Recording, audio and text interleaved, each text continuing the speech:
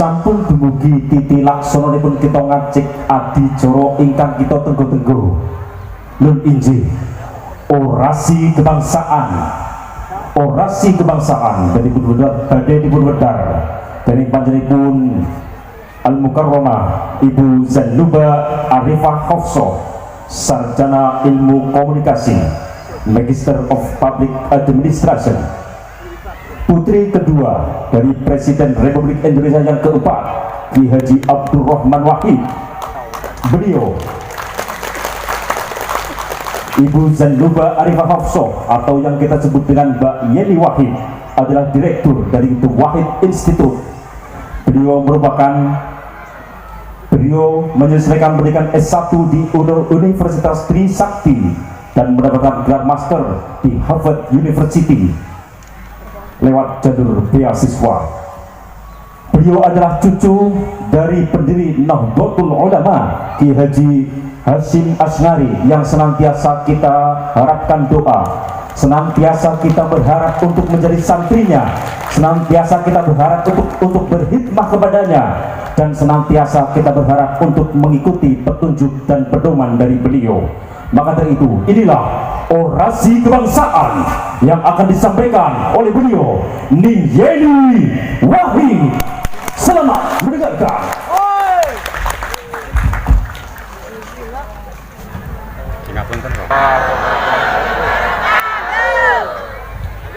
Bismillah, alhamdulillah, wassalatu wassalamu ala rasulillah Sayyidina Muhammadin ibni Abdullah wa man tabi'ahu wa wala, la hawla wa la quwata illa billah, amma ba'd. Yang saya hormati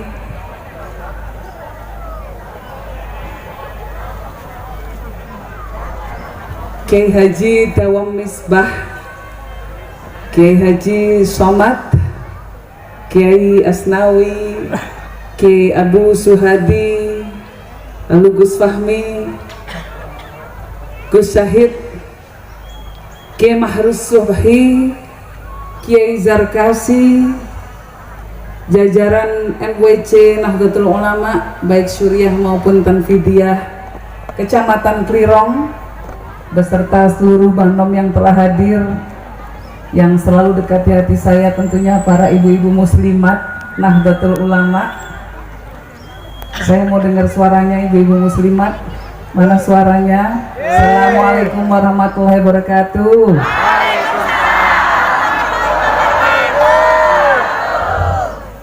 Kita sami Bu, kula nggih pengurus muslimat namung muslimat pusat. Nggih, sami-sami kita khidmat di Nahdlatul Ulama, muslimat Nahdlatul Ulama tidak lain dan tak bukan adalah untuk mengharapkan ridha Allah. Yang juga saya hormati tentunya dari teman-teman Fatayat, teman-teman IPNU, teman-teman IPPNU, teman-teman Ansor, ya. Di sini juga hadir mas-mas Banser, ya. Kalau tadi sih ngawal saya dari ujung depan sana sampai sini. Sekarang wis kleson kabeh ketoke. Monggo, sekejaken Pak, monggo. Lalu ada Kepala Desa Rantai Rejo yang juga tempatnya sudah diizinkan untuk dipakai, matur nuwun. Manten Gus Alif, seluruh keluarga besar Nahdlatul Ulama yang telah hadir pada hari ini, dan tentunya yang saya muliakan, saya sayangi seluruh warga masyarakat Kecamatan Klirong yang telah hadir pada hari ini.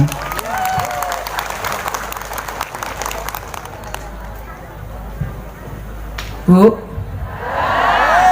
nang pasar tuku ketan Bu, mulihe nyangking bayem, istighosah doa keselamatan, bangsane adem rakyate tentrem. Habis hujan tanahnya basah, pohon menghijau bunga cantik merekah.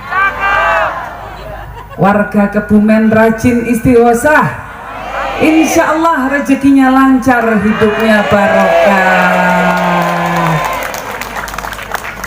Matur nuwun panjenengan sedanten telah mengsodakohkan waktu dan tenaganya pada siang hari ini walaupun panas-panas, panjenengan ikhlas untuk melakukan doa keselamatan bagi bangsa dan negara. Semoga sedekah ibu-ibu, bapak-bapak sekalian itu langsung dicatat oleh malaikat sebagai amal jariah yang kemudian nantinya akan menjadi penghapus dosa-dosa kita ke depan. Karena negara itu Bu harus didukung oleh rakyatnya, ya. Apalagi perempuan, di sini ada perempuan-perempuan Nahdlatul Ulama, perempuan-perempuan muslimat hebat, ya, hebat sekali karena perempuan itu penopang negara. An-nisa imadul bilad, idza salihat saluhal bilad. Perempuan itu tiangnya negara. Nek perempuannya, nek wong wedoke niku sae sedanten, solihah sedanten, okay? Orang-orang yang taat kepada Allah Subhanahu wa Ta'ala, insya Allah negaranya juga akan aman dan tentram. Nah, jadi yang namanya negara itu bukan perkara wong presiden, menteri, gubernur, bupati, tapi rakyatnya yang menjadi penopang utama. Nah, jadi saya matur nuwun jenengan sampun ikhlas sedanten dinten iki kita semua berdoa untuk kepentingan bangsa Indonesia. Karena apa? Ke depan menika bangsa kita masih menghadapi tantangan-tantangan. Kita harus berdoa bersama-sama agar terutama kerukunan di antara warga masyarakat bisa terjaga. Mantun niki apa meneh arep pilpres. Aja koyo biyen nggih Bu ana tukaran-tukaran barang. Nggak usah. Mau pilihnya nomor berapa saja, yang penting silaturahmi harus dijaga. Ya. Nah, jadi itu ibu-ibu sekalian yang saya muliakan. Negara kita ini adalah negara besar Bapak Ibu sekalian. Negara kita ini adalah negara yang kaya. Negara kita ini negara yang ditakuti. Negara kita ini sebetulnya masuk negara 16 terkaya di dunia loh Bu. Jenengan semerap mboten Bu? Negara teng dunia niki wonten pinten Bu? atusan negara niki ning dunia niki. Tapi Indonesia itu sudah masuk bukan saja 20 besar. Kemarin kan wonten acara namanya G20. Nggih, nate mireng mboten Bu G20? G20. Nggih, G20 semerap.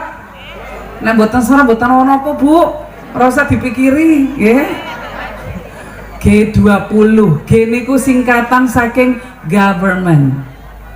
Government niku artinya pemerintah. Jadi G20 itu pemerintah 20 negara ning dunya. Iku ben tahun kumpul-kumpul Bu. Nah, tahun lalu Indonesia jadi tuan rumah. Ada 20 negara besar seluruh dunia sing paling sugih kabeh kumpul kabeh nang Indonesia. Itu jadi Indonesia ki dianggap negara sugih pun Bu. Tapi jenengane krasa mboten nek sugih. Mboten. Kula tingali sugih Bu. Sugih utang. Betulnya kok banter ngono Bu? Ya, negara kita negara kaya, tapi rakyatnya masih banyak yang belum sejahtera. Nggih napa nggih? Ngoten nggih Bu nggih? Nah, itu yang harus kita doakan agar ke depan negaranya kaya, rakyatnya juga sejahtera.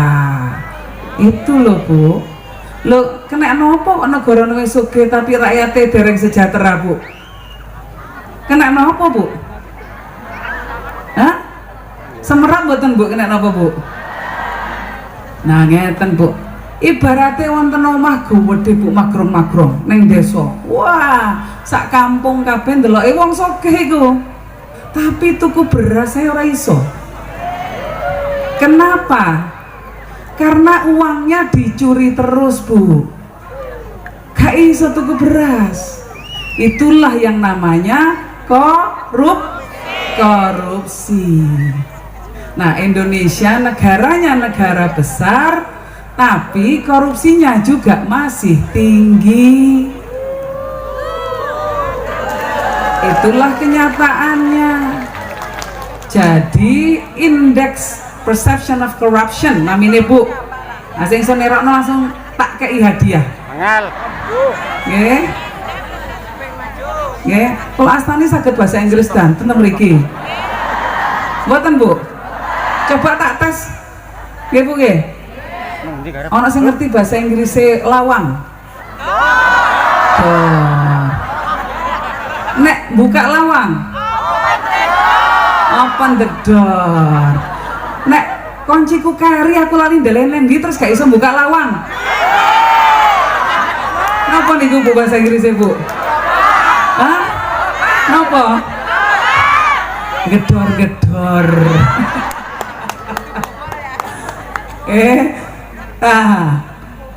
Jadi, Bu, indeks korupsi dunia masih menempatkan Indonesia itu sebagai negara yang korupsinya masih sangat tinggi sekali. Nah, ini permasalahannya Indonesia. Karena itulah kita harus berdoa dan berjuang agar korupsi bisa ditekan di negara tercinta kita ini, supaya masyarakatnya bisa sejahtera.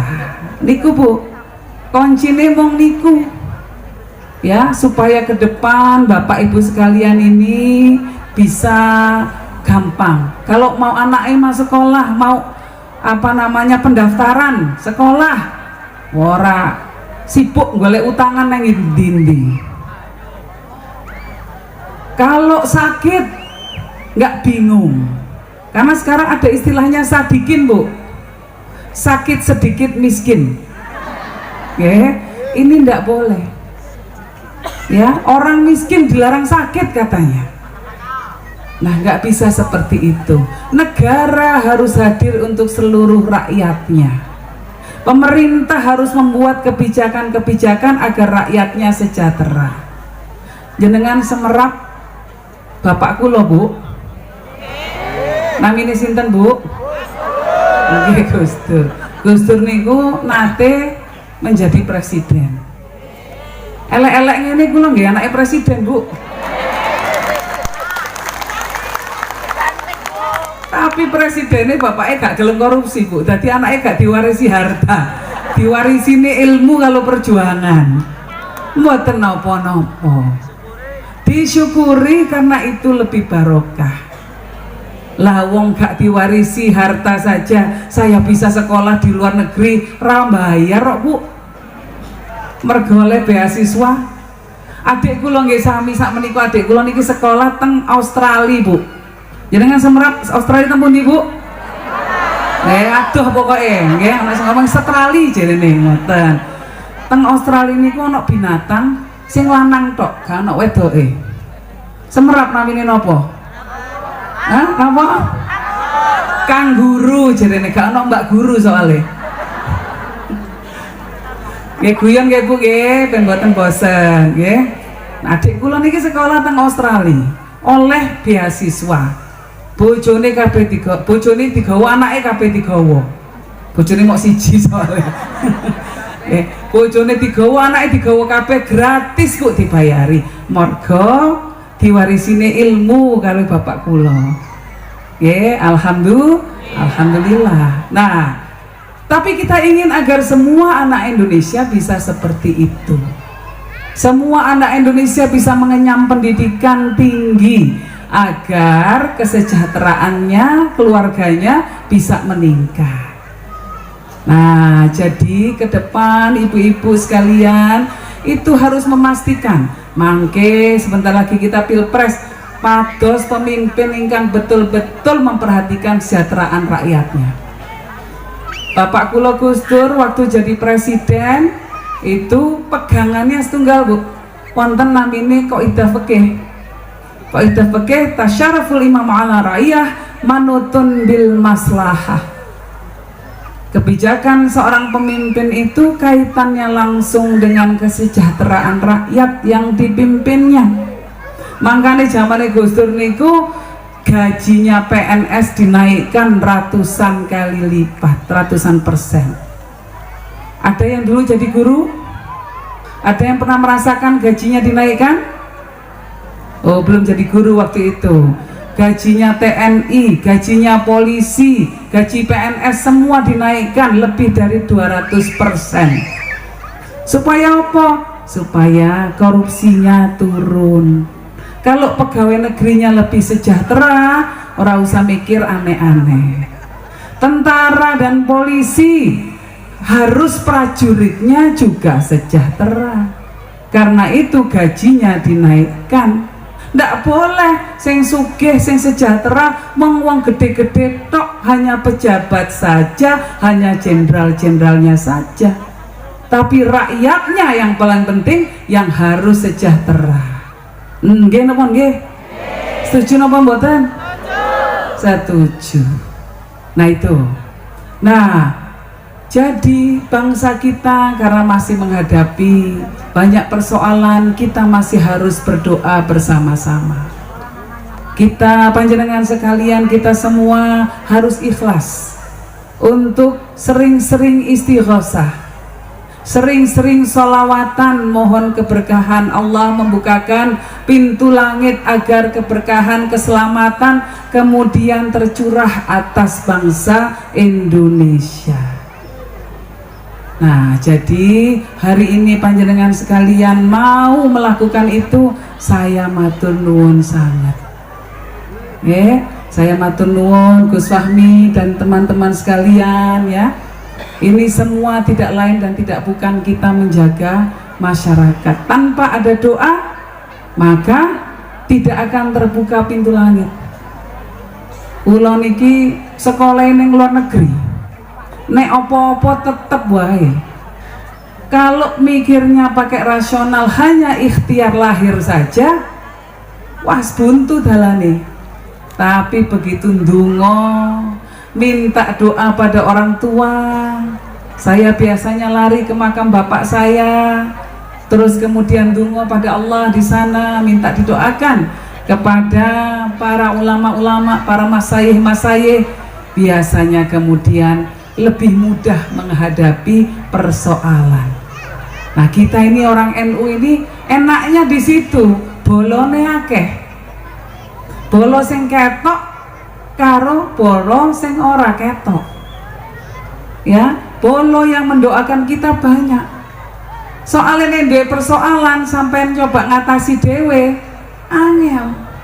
Tapi nek bolone niku ulama-ulama pendahulu kita, para wali jenengan tangisi dongane kula, anak kula niki badhe mlebu PNS, mugi-mugi saged ditampi. Dongane kula, mugi-mugi utang kula sing sak gunung niku iso dicicil alon-alon. Lunas sadurunge aku mati. Nah, itu semua ya karena kita bolone akeh. Itu sesuatu yang harus kita syukuri. Nah, saya mau ngajak ibu-ibu untuk sholawatan nggih. Tapi ini sholawatnya khusus. Ini yang mau kita baca sholawat Fatih. Sholawat Fatih ini sholawat pembuka. Sholawat pembuka agar semua kesulitan-kesulitan yang ada segera ada jalan keluarnya. Kita baca sarang-sarang ya. Mugi-mugi. Monggo Mas, menawi saged nirikaken langsung mawon nggih. Allahumma sholli ala sayyidina Muhammadin al-Fatih. Semuanya niku napa? Iramanya cocok nggak Mas? Bisa nggak? Saged ngikuti? Bisa, oke. Kok nggak ngikuti yang di belakang? Tapi nggih. Saya mulai ya. Ibu-ibu sarang-sarang. Allahumma sholli ala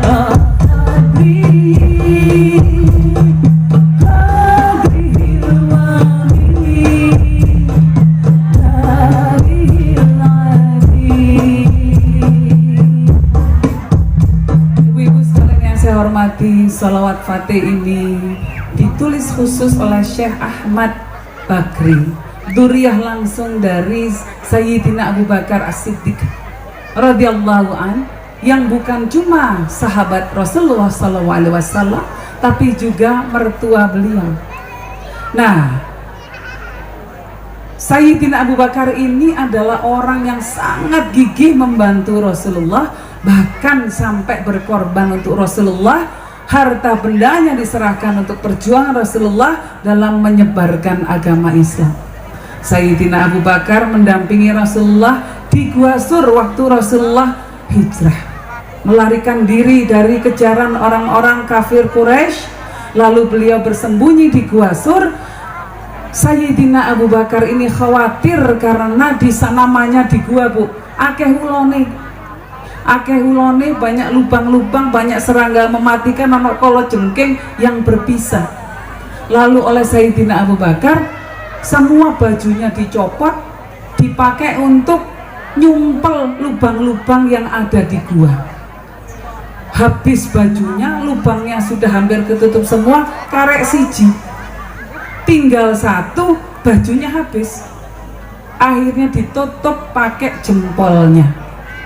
Ditutup pakai jempolnya, betul, Bu, moro-moro dientup karo ular. Akhirnya bengkak jarinya, tapi sambil menahan sakit dengan peluh keringetan, nggak mau membangunkan Rasulullah yang sedang sare. Nah, begitu Rasul bangun melihat, ya Allah, kok jarinya bengkak, Sayyidina Abu Bakar langsung didoakan oleh Rasulullah dan langsung sembuh.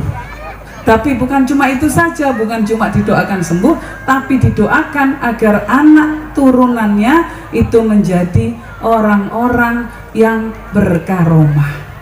Nah, inilah yang menulis sholawat Fatih. Nah, sholawat Fatih ini adalah sholawat pembuka, sholawat yang membuka semua masalah-masalah yang kita hadapi ini biar jalan keluarnya segera tercapai.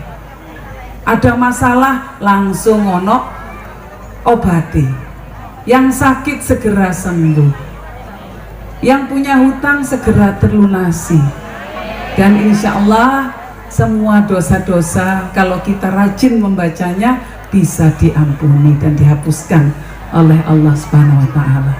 Nah itu, Bu, makanya tadi saya ajak rame-rame untuk membaca sholawat Fatih. Oke. Nah,